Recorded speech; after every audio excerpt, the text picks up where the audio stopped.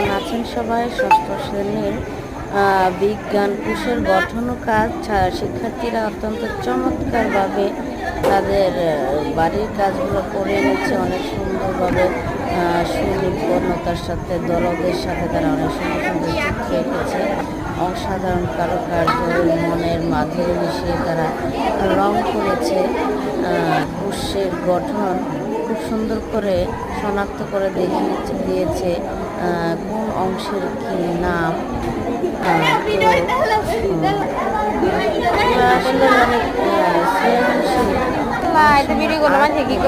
বাচ্চাদের এখন রং করা আর্ট করার প্রবণতা